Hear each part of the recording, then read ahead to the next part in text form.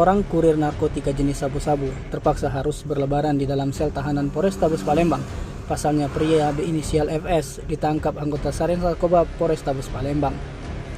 FS ditangkap saat berada di rumah kontrakannya di Jalan Pertahanan Lorong Perjuangan 3, Kecamatan SU1 Palembang karena menyimpan barang bukti 3 paket narkotika jenis sabu yang dibungkus plastik klip bening dengan berat bruto 548 gram.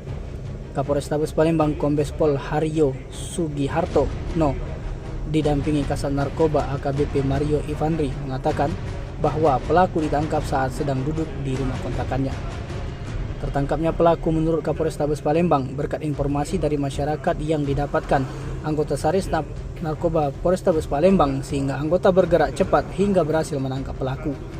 Dirinya menerangkan bahwa pelaku John merupakan salah satu teman sel pelaku FS di Riau dengan kasus yang sama seperti sekarang yakni narkoba. Pelaku ke Palembang menumpang bus Rapi. Selama di perjalanan narkotika jenis sabu tersebut disimpan dalam tas yang dipakai pelaku dan barang ini sendiri akan diberikan kepada orang yang bernama Awi. Atas ulahnya pelaku diancam dengan pasal 114 ayat 2 dan 112 ayat 2 Undang-Undang RI nomor 35 tahun 2009 tentang narkotika dengan ancaman pidana hukuman mati, penjara seumur hidup atau pidana penjara paling singkat 6 tahun dan paling lama 20 tahun dengan denda maksimal 10 miliar rupiah.